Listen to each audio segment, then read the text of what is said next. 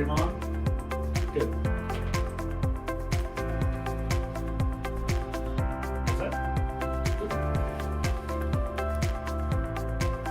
Yep, that's starting. Yep, it will in a minute. Yes, I will.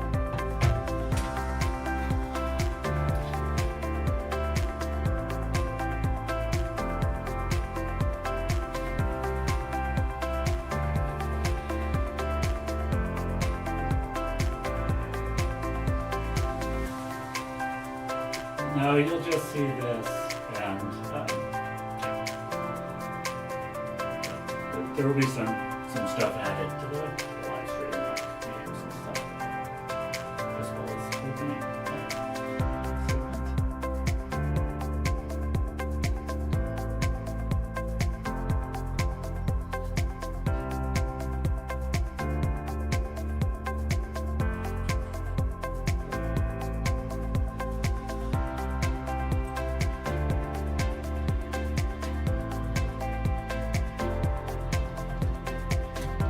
Okay.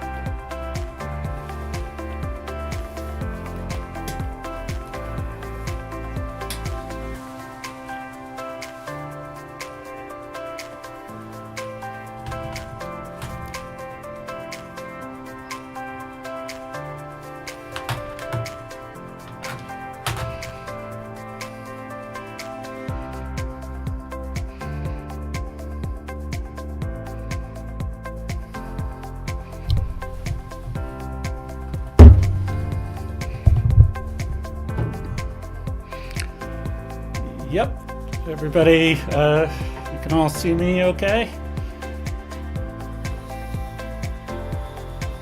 Oop, did I move them up? Got it? Okay. All right. Should be.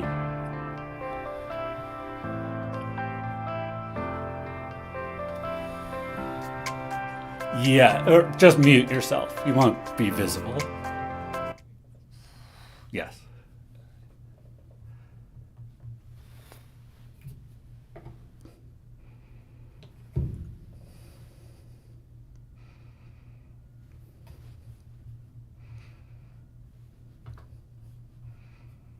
And one more thing here, sorry. This has to be enabled. There we go.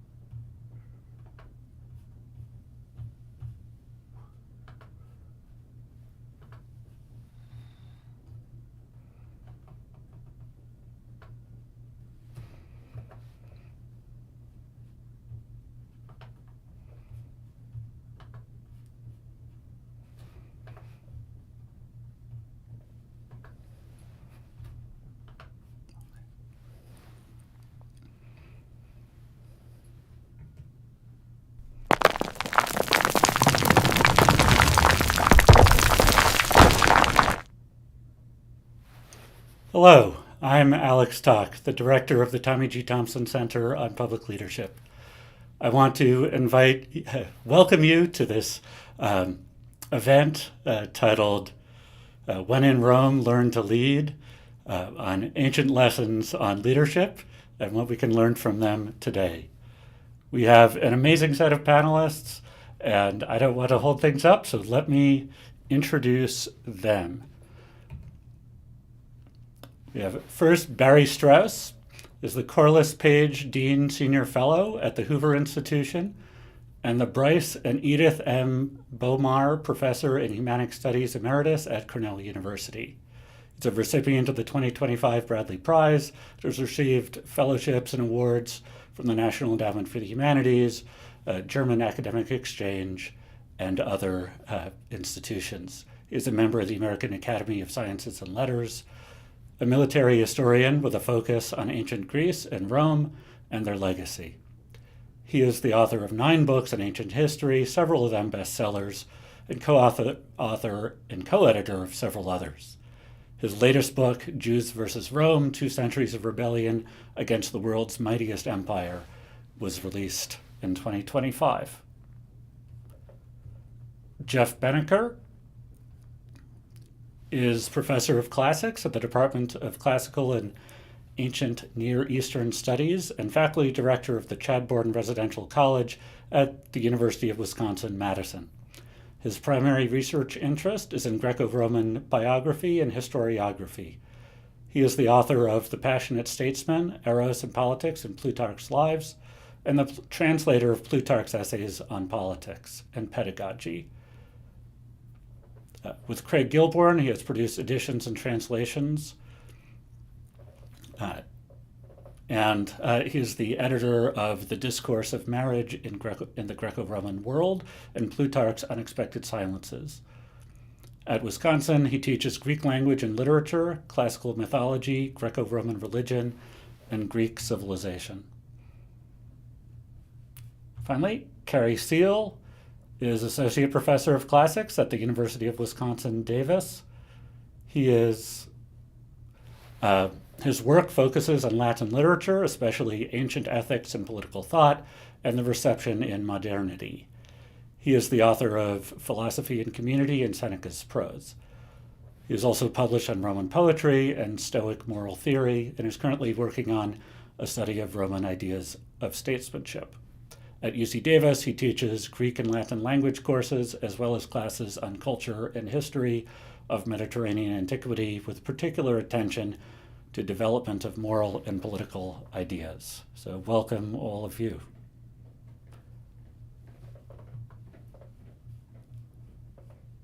So let me just start with a sort of broad opening question for all of you. We're separated from figures like Caesar, and Alexander, and Augustus by 2 millennia. Technology has changed, and our political systems have evolved.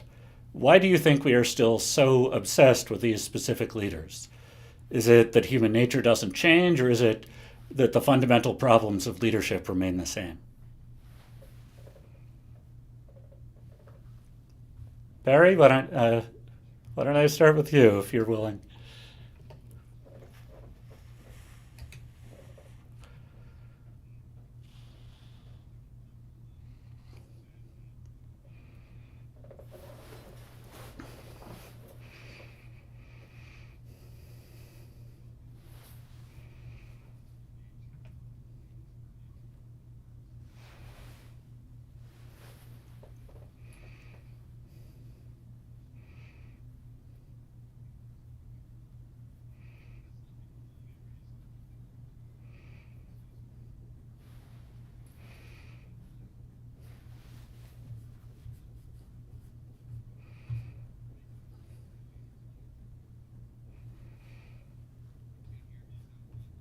Oh,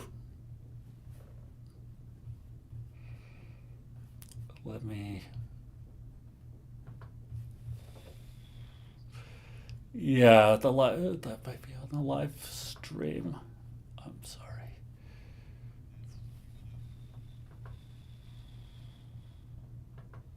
Let's see. Try now.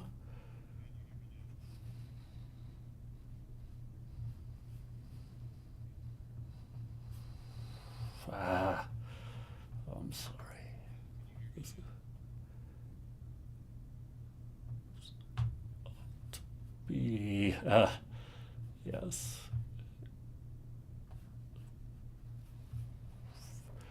Oh, I'm. Yeah. No. No. Oh. Why is this?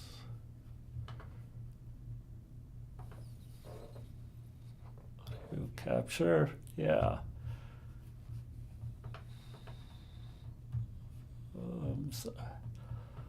Sorry. Oh.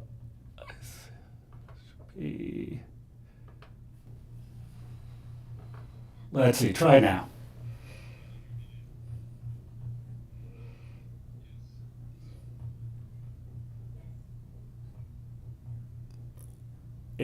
Sure, that's activated. Should be able to hear you now.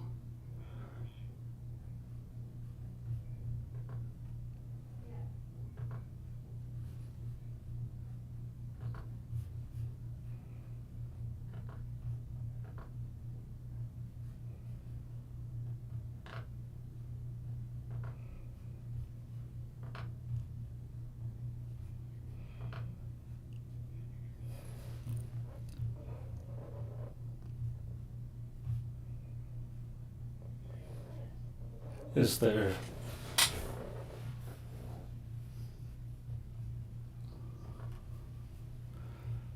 Yeah.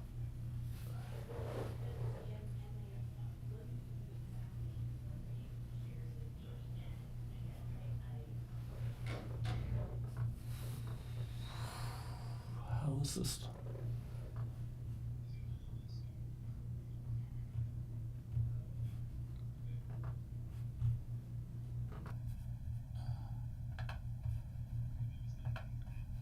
Yes. Try this. Try.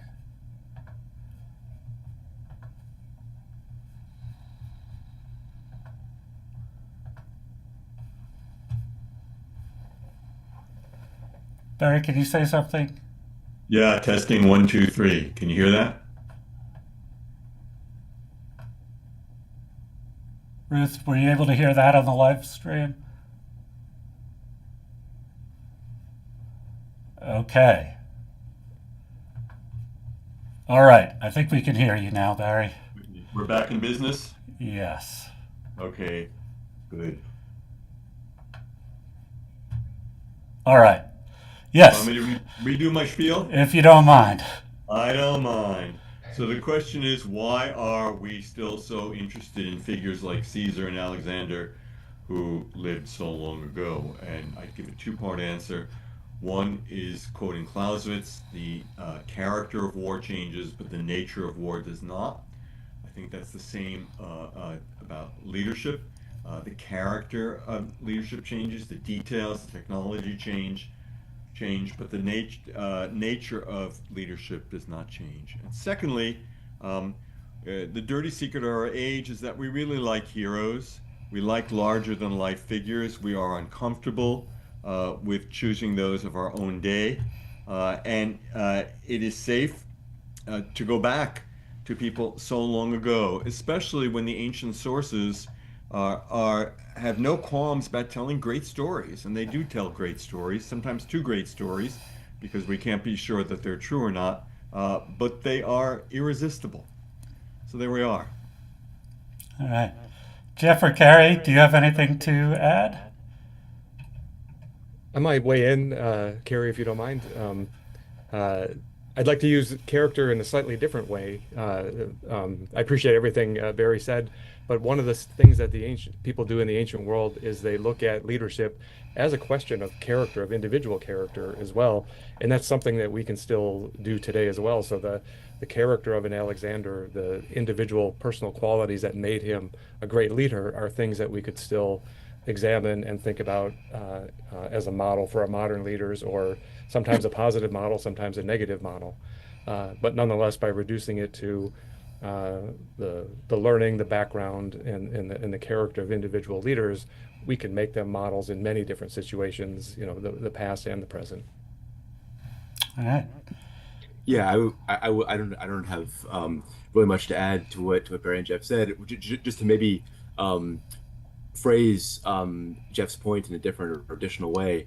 All of these ancient leaders, or our knowledge about them, comes from sources that are already intensely interested, in most cases, in this question of evaluating them as leaders. So they are already in antiquity. There are debates about their personal qualities as leaders, and they are, and we learn about them through historiographical and biographical traditions that are intensely interested in this question. And so that creates a debate that kind of has its own momentum that goes into modernity, I think. Yeah.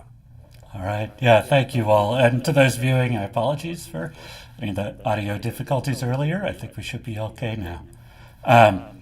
So let me start with one directed at you, Barry.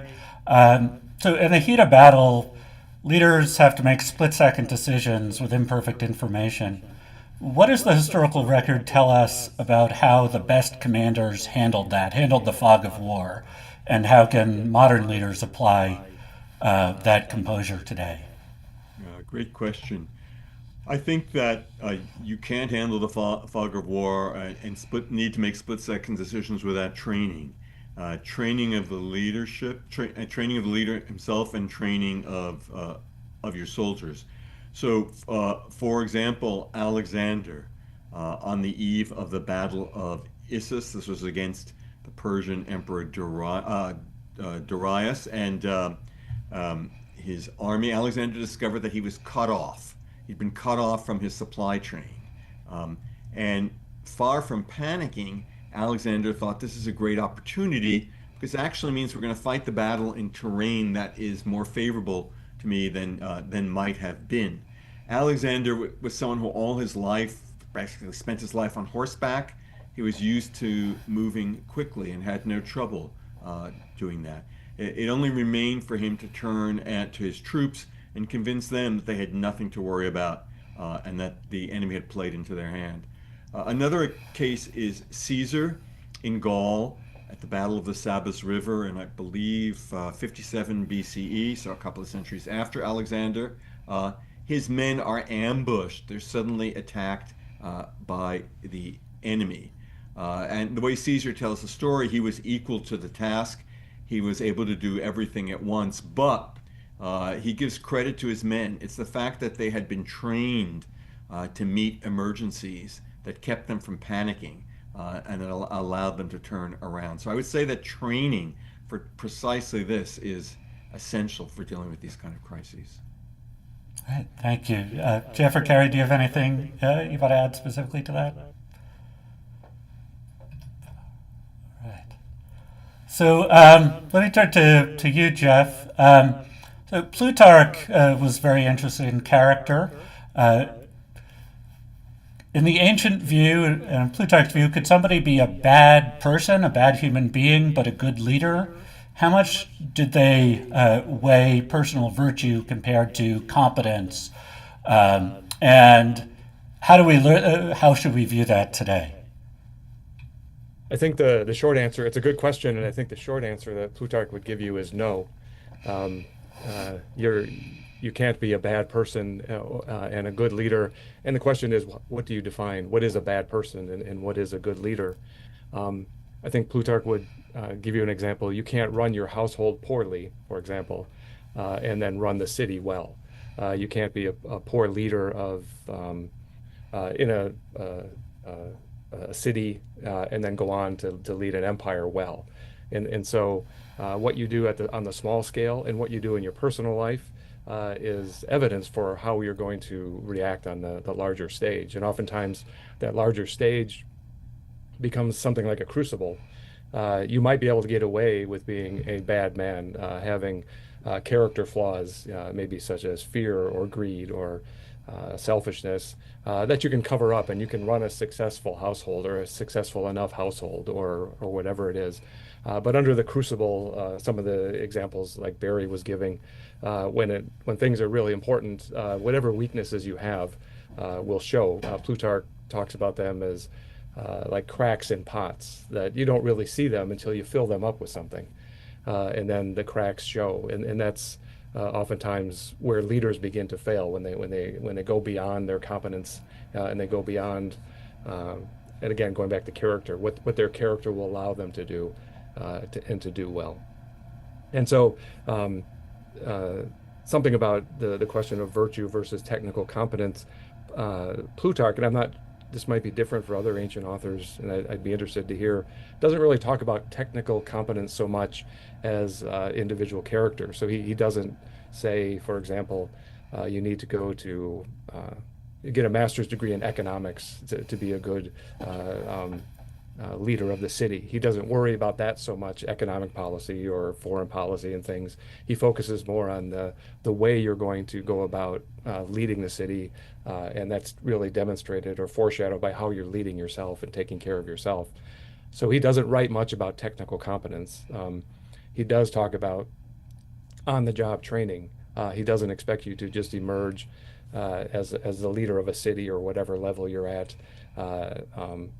fully formed. He expects you to enter when you're young, and be trained as a leader along the way, and build competence in leadership as you go, I guess.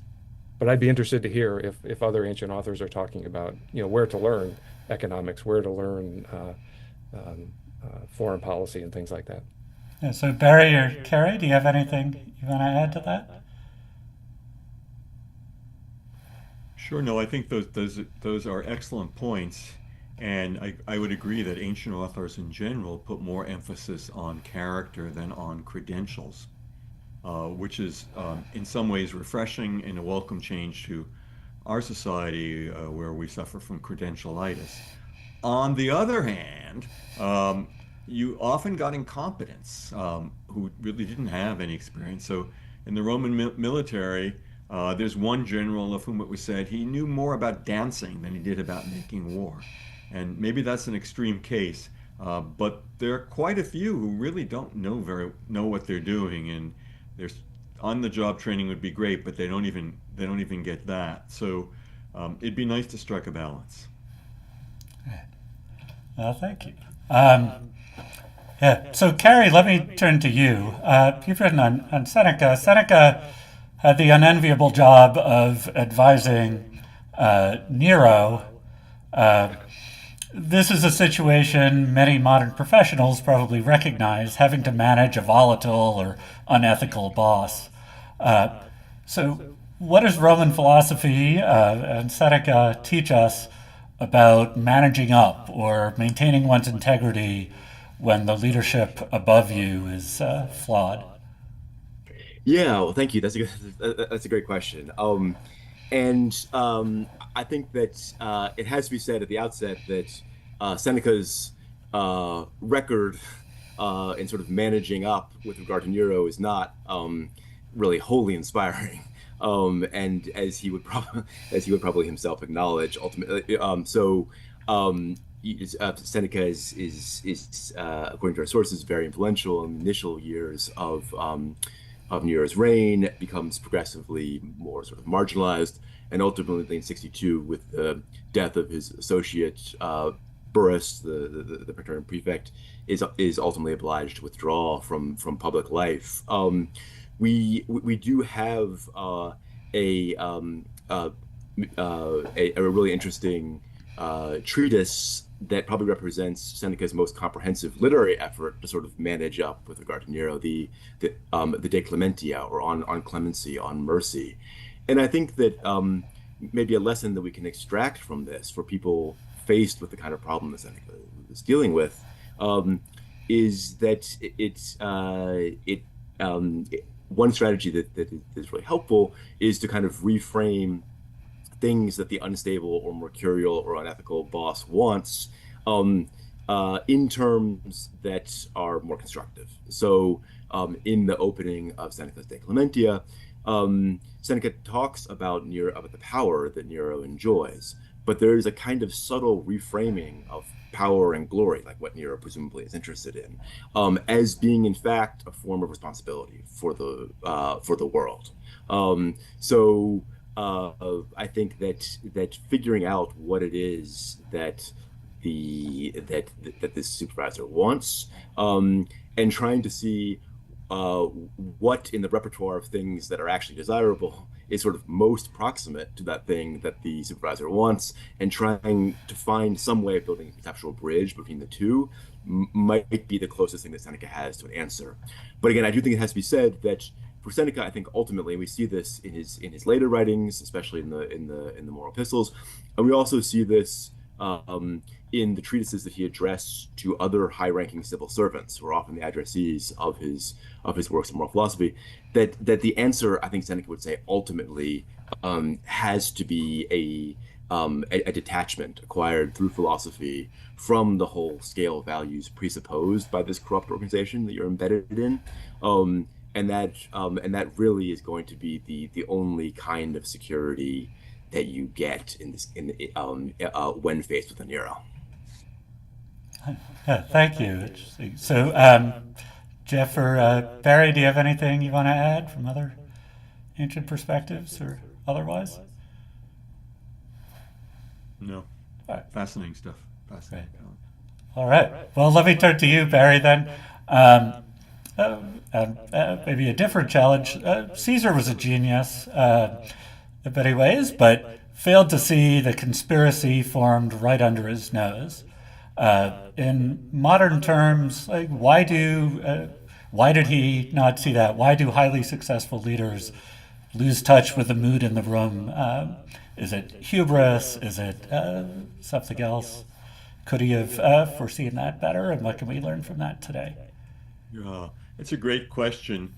In Caesar's case, I think part of it was that he simply thought it would be irrational for anyone to try to take him down, because it would plunge Rome back into civil war after years of civil war.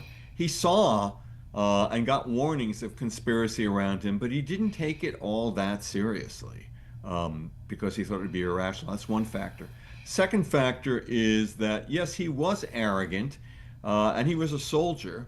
All his life he'd been a soldier, and he didn't want to shy from danger. He thought that his own aura, in a way, would protect him.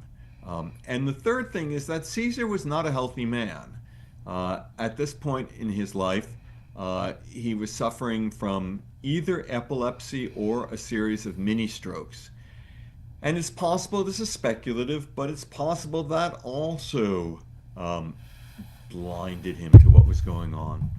Well, let me also say finally that the conspiracy really reached deep inside his circle.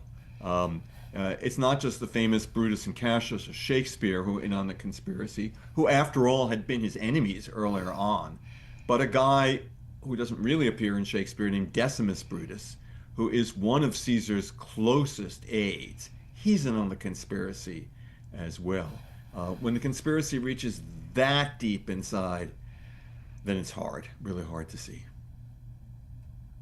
All right. Thank you. Anything to add from anyone else? No, I'll just say very briefly that Barry's recent book, The Death of Caesar, really does a fascinating job at fleshing out the role of Decimus Brutus and his centrality to the conspiracy. And I really recommend it to anyone who's interested in learning more about this. Thank you. That's a great recommendation. I think this also, sets us up to think about succession. So Rome struggled with succession, the transfer of power from one leader to the next, often leading to chaos. Succession planning is still a challenge for modern organizations. So who in the ancient world actually got the transition right, and how do they do that, and what can we learn from that? Really, this is for anyone who. Well, Yeah. Okay. No, go right ahead. I was just going to connect a thought that I had while Barry was speaking, and then Carrie followed up that when you become dictator for life, as Caesar did, you're kind of setting yourself up. How do you remove that person from the position if you decide you don't want him there anymore? And I know people who study the later the Eastern Roman Empire or the Byzantine Empire. Sometimes it can seem very chaotic. Emperors being removed after short rules and periods where and they're mainly ruled either through assassination or a deposition that leads to blinding or something. But in a way, it's somewhat efficient. Some people have argued that if you have someone who has no term limit, there's really no other way to get them out of power when they begin to fail or they begin to lead you in a direction you don't want to go. So in some sense, an assassination is built into the system when you have someone who's appointed for life like that or takes an appointment for life. Yeah. Barry, did you have thoughts? Yeah, that's a really good point that Jeff has made. I agree. And I'd follow up in saying that one of the lessons from Caesar's mistakes is that leaders have to know when to stop. And Caesar allowed himself to be made dictator for life. This was partly done by his friends and partly done by his enemies for precisely the reason that Jeff said, that it would infuriate people in Rome. They wouldn't want to stand for this. And Caesar should have had the self-control to step back and say, thank you very much, but no thank you. Likewise, they want to make him a god while he's still living.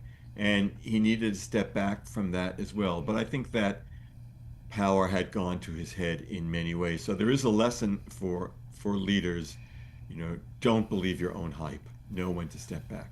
As far as the succession question, I think, an example of someone who gets it really right is Augustus.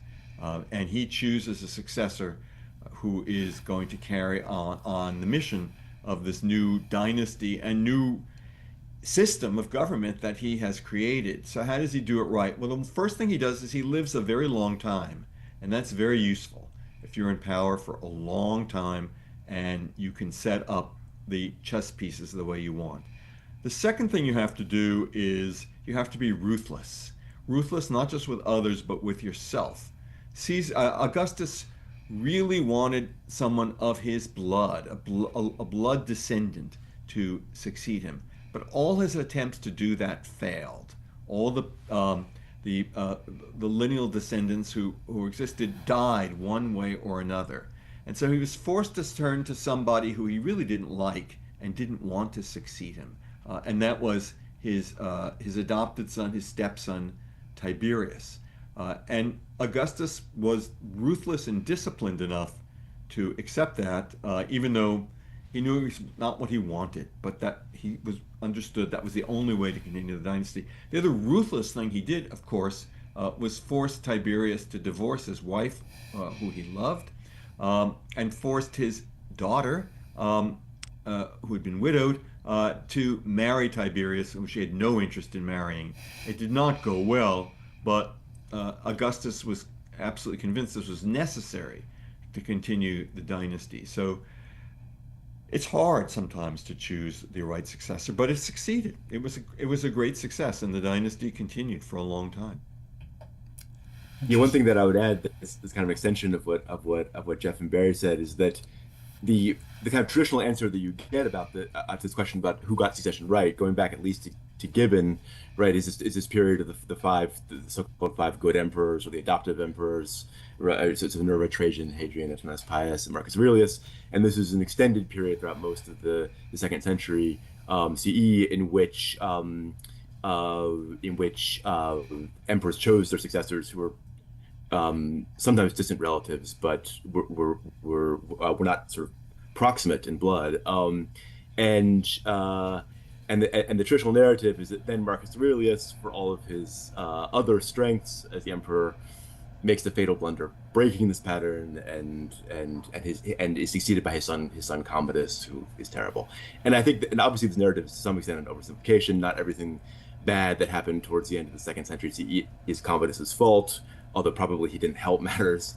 But I do think that there's something instructive in this portion of Roman imperial history, and that these emperors were doing what Barry identified Augustus is doing, in that they were suspending whatever interest they might have in the perpetuation of power in their own immediate line, and taking a somewhat more disinterested perspective on the question of who should succeed them. And I think that has to be a key ingredient in any kind of succession planning. So we've been talking about people who actually got successors, who were winners, at least in that sense. So history often remembers the winners, whether it's Caesar or Augustus. And we forget some of the losers, like maybe Pompey. But many people like Pompey had immense success as administrators, as generals, before ultimately losing. Are there things we can learn from losers about managing rivalry, and how should a leader handle a rising star as a subordinate who might eventually eclipse them? Jeff, I know you're working on Pompey. Do you have any thoughts on that? Yeah, I do. I think there are two things to say. One is history is about the winners in general. I just happened the other day to see, we went to see Hamilton again. It was in town.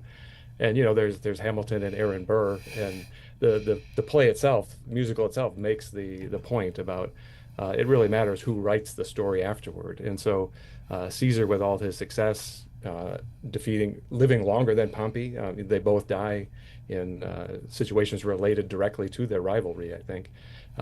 But the one who lived longer and established himself as dictator to life gets to tell the story, either directly or through the people who come after him. But the other thing is, and then what lesson have historians taken from Pompey? And one of the main lessons that come from him is he lived too long. And he's compared to Alexander. Alexander made all his conquests, but he didn't live long enough to see it fall apart. And so he's remembered as the great conqueror, and he went out on top. And in some sense, he's considered lucky that way. Pompey, on the other hand, was Alexander-like. He had an almost unheard of third triumph from victories on a third continent.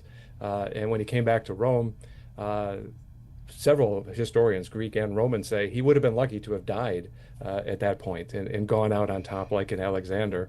But he lived long enough and maybe more importantly, tried to continue to extend his moment in the sun, let's say, or his leadership beyond his capabilities. Times had changed.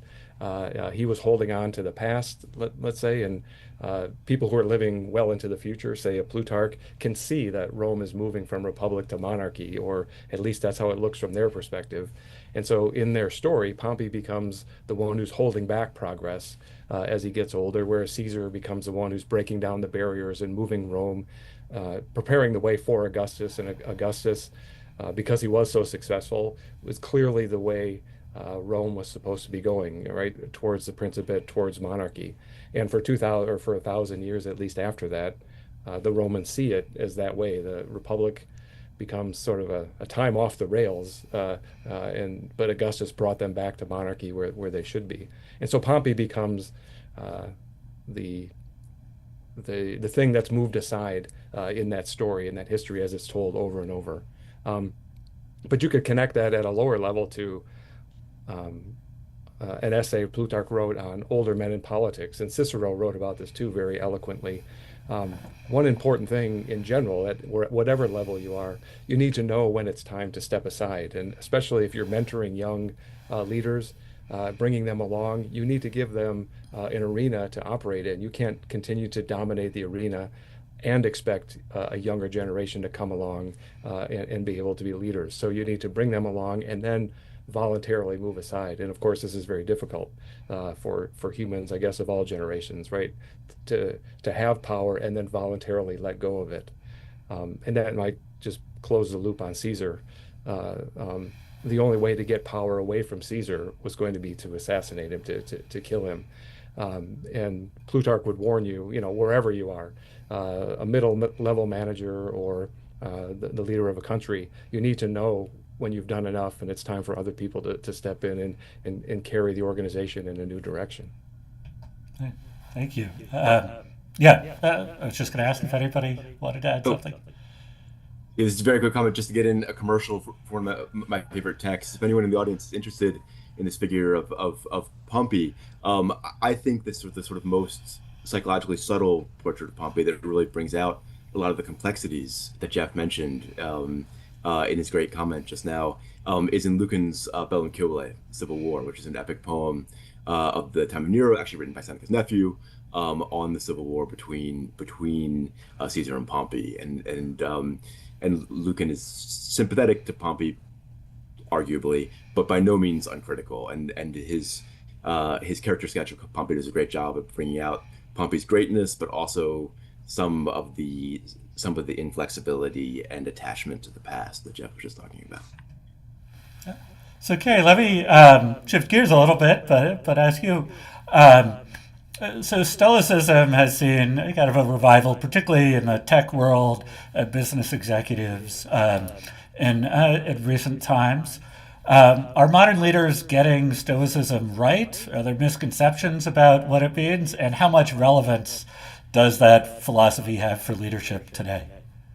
Yeah, it's a great question. Thank you. I mean, it's important to emphasize when we're talking about 21st century Stoicism and this huge revival of the Stoicism is seen. We're talking about a very wide-ranging phenomenon that's unfolding at a variety of levels of sophistication.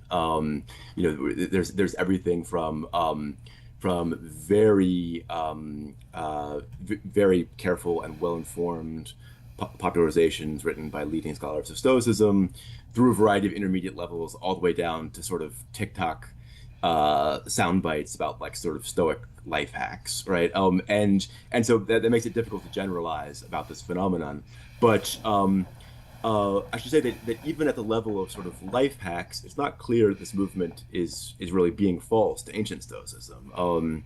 So there's an immense amount of kind of parastoic or stoicizing content that we can find in lots of ancient writers who are not themselves Stoics. So this device of taking little sort of bits of Stoic practical ethics and without necessarily subscribing to or even knowing all that much about the larger philosophical system, using them as a way of as a means to sort of make your life better, right? This is something that's going on already in antiquity, and in fact, it's been argued. John Cooper argued this in a set of really influential essays, that even in some of the leading Roman Stoic writers, right? So he wrote particularly about Seneca and about Marcus Aurelius, that it's not always clear that the strategies for practical sort of self-improvement that they offer are in fact very closely tethered to the theoretical underpinnings of Stoicism. So in that sense, even in some of the greatest Stoic writers, these insights into how to live could be argued to be, to some extent, detachable from the larger Stoic framework. But I would say two things. First of all, and this is a problem not just with 21st century Stoicism, but with sort of modern Stoicism much more generally, meaning from the Renaissance on. Stoic ethics was regarded by the ancient writers as depending crucially on Stoic physics, right? That is the Stoic account of the cosmos.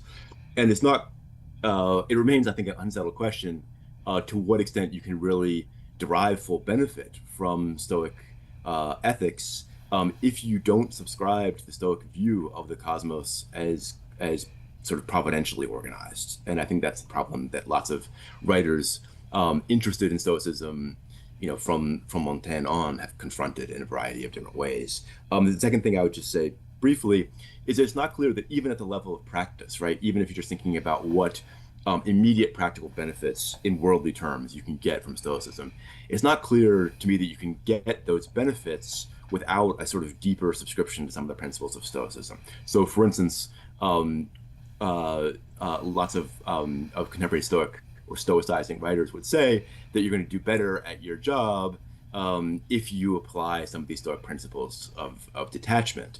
But if your main aim is getting better at your job and making more money or whatever, then you aren't in fact operating from a base of detachment. And I think that's going to complicate your effort to actually derive any sort of benefit, even in purely worldly terms, from these principles. Interesting. Thank you. So Barry, let me turn to you. Most leadership books, most leadership studies focus on a CEO or emperor, like many we've been talking about, at the person on the top. Your latest book, Jews versus Rome, deals with rebellion against a massive empire. And you've been too modest to plug your books, but as Carrie did with yours before, I think this is an easy one to recommend to the audience. What lessons can we learn from leaders of these rebellions about leading from a position of disadvantage or mobilizing a team against overwhelming odds? Are there strategic advantages the little guys have and that the big guys may overlook? Yeah, thank you. Well, thank you for those very kind words. I'm always happy to hear nice words about my work. Listen, the little guys have certain advantages. First of all, they know the terrain, they know the territory, the local territory that the empire might not know. Secondly, they have the advantage of being underestimated by the empire, and typically the little guys, the person in the weaker position in war typically goes in for two things. One is irregular tactics, using light armed troops or guerrilla warfare, and knowing the terrain becomes crucial in that. The second thing is deception, which is a weapon of the weak. But when all that is said and done, it is difficult to be the little guy and to fight a bigger power. And the additional thing that you need to have is you need to have allies. It's almost impossible to do it on your own, to defeat a mighty empire on your own without having help from an ally abroad. Example after example of this: in Vietnam, the North Vietnamese had help from Russia and China. In Afghanistan, against the Soviets, the Afghans had help from the United States. Against the Americans, the Afghans had help from Pakistan. This is the sort of, and the Americans, when they revolted against the British in the 18th century, had help from the French and the Spanish. So that's a crucial thing. The Jewish rebels against Rome wanted to get help from the Parthians and hoped to get help from the Parthians, but they never could quite make the case to the Parthians, who were well disposed. They could never quite make the case that the investment was worth making. So if you're the little guy, there's a lot you can do on your own against the big guy, but you always want to bring in someone from the outside who will help you. And then one other thing, if I might, in the long term, you might not win the battle against the big guy, but you can win the war if you are resilient enough and if you have the spiritual resources that will get you through. It can be a very long run, as it was for the Jews, but those spiritual resources are not to be discounted, and they can be immensely significant. Thank you. Yeah, Jeff or Carrie, do you have anything you'd want to add there? No, nothing really, except just to say that I think it is. I think that it is really important or really helpful for groups in a position of resisting an empire, as the Jews were, to this is just an elaboration of what Beneker just said, to view their struggle as embedded in a longer tradition of resistance, right? So in the Jewish case, I think the previous, actually much in the long term, much more successful revolt against the Seleucids in the 2nd century BCE, the Maccabean revolt, that was an important sort of cultural touchstone during the Jewish revolt, as both of these revolts were in the later Bar Kokhba revolt.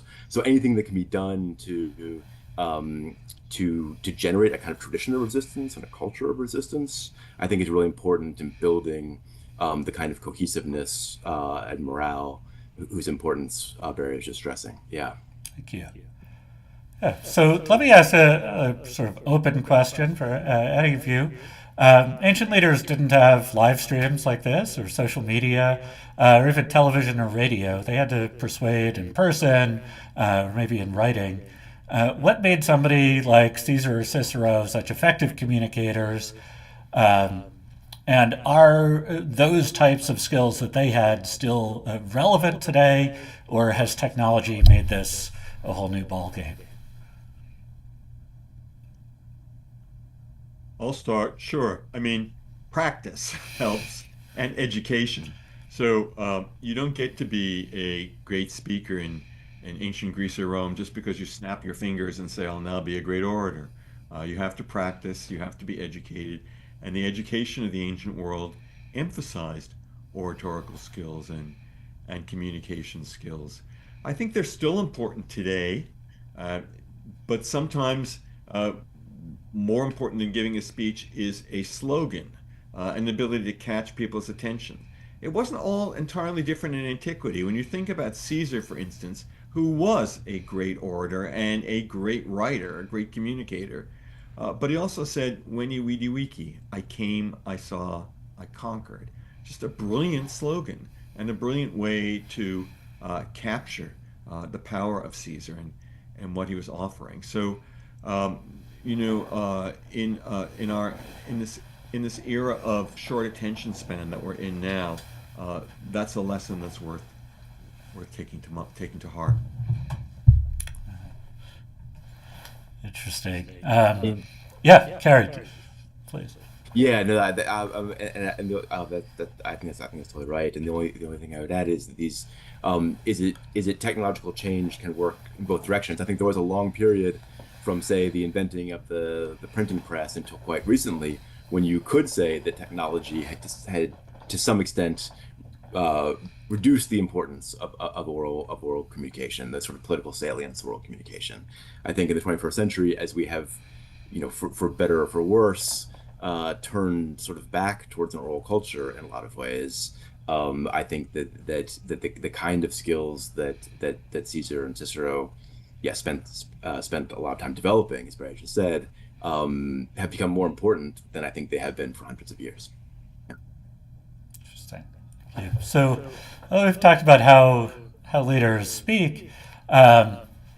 Jeff, how did the ancients believe a leader should learn? What was the role of mentoring or listening for a Roman statesman? I think, and I thought of this while Barry and Carrie were speaking, that you need an education and that rhetorical education, and I guess I would add, at least in sometimes, a philosophical education as well that helps you develop that character, and then a rhetorical education that allows you to communicate. It's all the basis of a lot of that is a willingness to be educated, and so I've just been working on an essay by Plutarch, How to Listen. And one of the big obstacles to listening, especially when you're at that age, when you're maybe beginning a political career and you're starting to become active, we're often trained that if we have knowledge, we need to demonstrate it, to perform it. It's not enough just to have it, but we need other people to know we have it. And that can lead to speaking before we're ready to speak, because we don't want to feel like we're left behind. And it could be an issue of ego. We may be trained that if we're speaking, then we're knowledgeable, but if we're listening, we're less knowledgeable, or perhaps we're even dumb. And so getting over that hurdle, being willing to listen to someone who does have more experience and does know more than you, to follow their lead, is critical. And trying to skip steps, let's say, and move beyond your abilities could be a trap. So it was an important lesson. And I guess that's why that philosophical education is so important, that the self-control and the self-knowledge that it takes to really learn the lessons and to be a junior partner for a while someone else is the senior partner and getting all the attention is critical to you arriving at that point someday, not now, but at some point. Yeah, thank you. So let me ask another sort of open question here for any of you. Romans seem to have a complicated relationship with ambition. It drove their empire, it drove people like Caesar, but it also caused their civil wars, and perhaps, as we talked about earlier, maybe how things unfolded for Caesar in the end. We often talk about ambition today as sort of a desirable characteristic, but is there a cautionary tale from antiquity about when ambition becomes a liability to an organization? There's nothing but cautionary tales. Humility wasn't much of a virtue for them. And so there are many, many cautionary tales.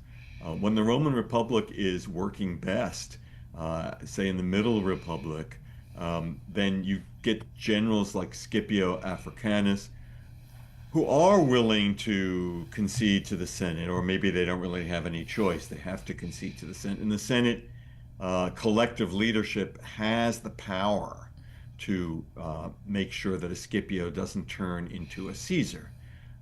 But that doesn't last. To make that work, you really have to have a political system that's very balanced and very disciplined.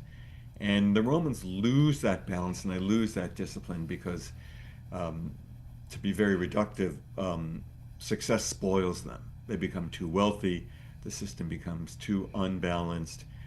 Maybe at its best, that one of the lessons of antiquity is the middling ethic that the Greeks and philosophers like Aristotle were so enamored of.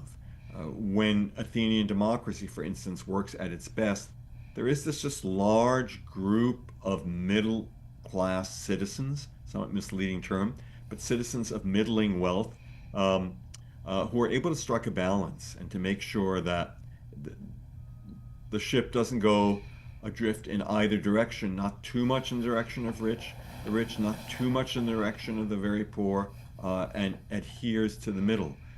But one of the lessons of antiquity is that that's a very tough thing to do, and you have to have an educational system above all, but also a political and cultural system that aims at that. I don't think we have that today, and I think that's one of our problems.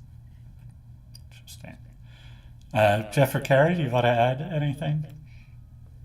I would just add, and this I think I'm just maybe repeating something Barry said, but the Romans understood that you couldn't depend on an individual to apply the reins to himself, and so they had a government that was structured to move people into power, but also move them out of power. So you could only hold the top office once every 10 years. And again, that breaks down and falls apart over time, partly because of people pushing against it, maybe because of ambition, or maybe because the system itself wasn't meant to do what they eventually needed it to do. But nonetheless, they recognized that we might call it today checks and balances were important because you couldn't depend on individuals. You couldn't give them a bunch of power and expect them just to hand it back and give it to someone else. Interesting. So, Carrie, let me turn to you. We focus on the power of a leader, of an emperor, but what about the ethics and sort of duties of that role? Did Roman philosophy view leadership as a privilege to be enjoyed or a burden to be endured, or something in between? How did they cope with the isolation that comes with high command? Yeah, that's a great question, or rather, sort of three excellent questions, and I'll take each of them in turn. Yeah, so the question asked about the emperor, but just to start the story a little bit earlier, and this offers a point of connection with what Jeff and Barry just said. I think that an interesting text to think about in this connection is Cicero's De Officiis on duties, right, which aims to offer an account of the responsible exercise of power.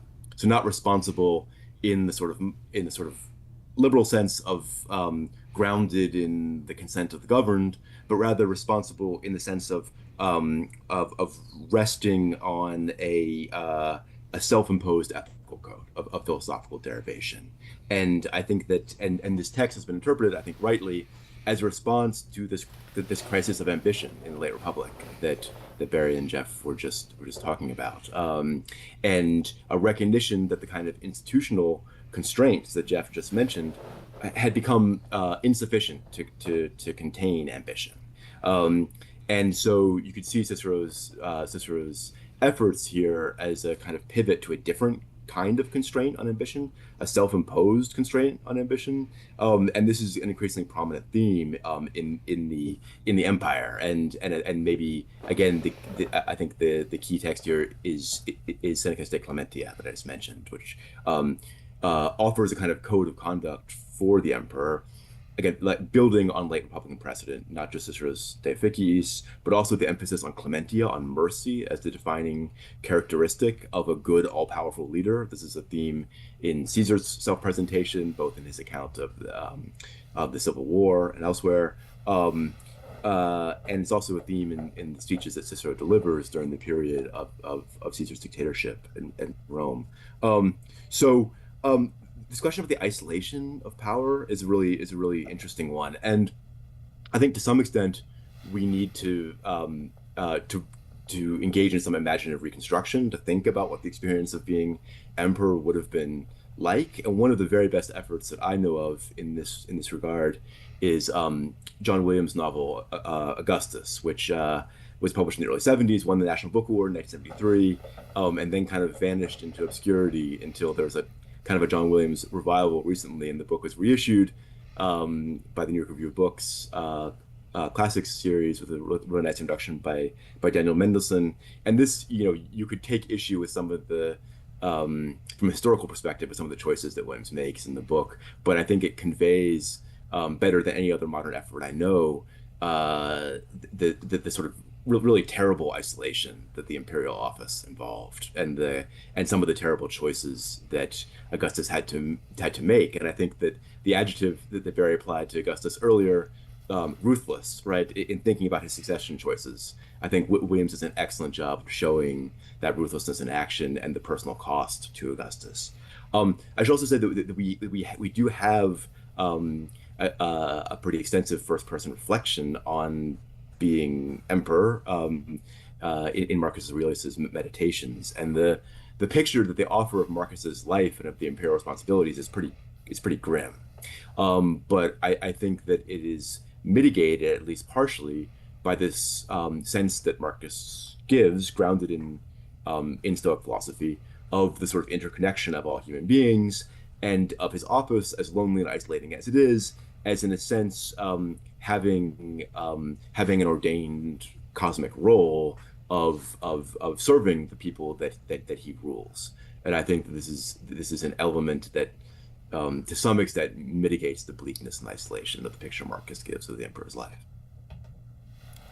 Fascinating. So let me ask a question. I'll start with this directed at you, Barry, but I'm going to be interested if Jeff and Carrie, if you have more to add at the end.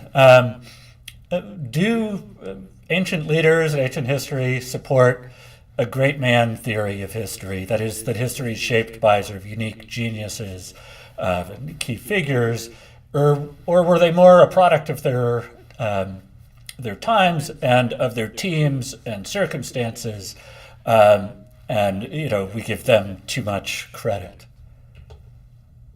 Yeah, that is a great question, and I myself waffle. I go back and forth in my answer. I think it depends on the kind of society that you want to have. So I do think societies need leaders. They need great, talented individuals to step up. But we don't want to live in a society that depends on these leaders and puts all powers in their hand. If we want to live in a republic, then, as I was saying earlier, I think we need to cultivate a system in which there is a strong and solid middle class of people, and which there is an opportunity for lots of people, and including poor people, to rise. So I think we'd come away from antiquity looking at people like Caesar and Alexander, say, well, in some ways they're wonderful, but in other ways they're terrible, and they're terrifying figures. So we don't want to come away with the lesson from antiquity as, we need more greatness like that. Yes, we do need greatness, but we also need again, the middle class. We also need middling people, and we need to make sure that we have a balance between the two. Pericles, in a way, is a better example because he was trying to foster this middling notion of citizens as well as his own greatness. So I think we should take away from antiquity both some inspirational stories, but a cautionary tale of what happens if you put too much your eggs only in the great man basket. Yeah, Jeff and Carrie, do you have? I might just add to build on that a little bit, which I think I would waffle too, maybe not as eloquently as Barry did put it, but the one thing I would say about the role of how these great men tend to be elevated, say in biography or historiography, I think they're often put forward in the role of the recreation or the creation of an artificial mentor, in a sense, because if you attach yourself to a mentor, a human as you're learning, you're not expecting that person to be perfect, and no one is telling you to imitate everything they do. And I think for an author like Plutarch, for example, is putting, and he doesn't call them biographies, he calls them lives. He's recreating the life of a Caesar or the life of an Alexander for you to observe, warts and all. He's not trying to make them into perfect men. And there doesn't seem to be a longing in these biographies. If we only had an Alexander now, everything would be okay, sort of thing. So I think there are lessons to be learned, and he's not necessarily always clear about the lesson you should get, but he's pretty clear that he's not saying, if you just do everything Alexander did, everything will be okay. And so I think and this is part, I think Barry made this point really well at the very opening, that it's easier to take these figures from the past. We can criticize them, we can elevate them, we can do anything we want with them because we don't have a personal attachment to them so much. And I think that's a great use for them as well. Yeah, no, I would to continue the waffling theme, I would hesitate, like Barry and Jeff, I would hesitate to make some sort of general pronouncement about this, and I would say also that and to some extent this echoes what Jeff just said, that the ancient literary record also, I think, shows a lot of evidence of indecision on this point. On the one hand, you could say that there's a lot that the ancient writers show a lot of interest in great men. That's obviously most apparent in the biographical tradition, but also in ancient historiography. But it's also true that from its beginnings in Herodotus, ancient historiography shows a lot of interest in what we might call sociological explanations of historical events, in the sort of deep cultural and to some extent economic roots of historical change and historical processes. And that's an emphasis that's continued in Thucydides, maybe most strikingly in Polybius, who's very overtly and explicitly interested in sort of larger structural constraints on how historical actors are doing. You can see it in Sallust, in Livy. So I think there's really rich material in the ancient literary record for both sides of this argument. Yeah. So this has I think a little bit to the extent that the sort of middling level people are important. Question of how ancient leaders went about picking their subordinates. How did they pick the middling people below them? And are the lessons we can learn from that? Yeah, that's a great question. And, like some other scholars, I think that there really is should be a science of number twos, because number twos can be immensely important. Caesar was terrible at this, and he abused his number twos, and particularly, for example, Labienus, who eventually turns on him. Augustus was much better, and one of the reasons for his success is that he knows how to cultivate a loyal number two who's not going to overturn him, but is also very good, and he gives that number two honor. The case of Augustus, Agrippa is, this is one of the great teams in history, one of the great leadership teams in history.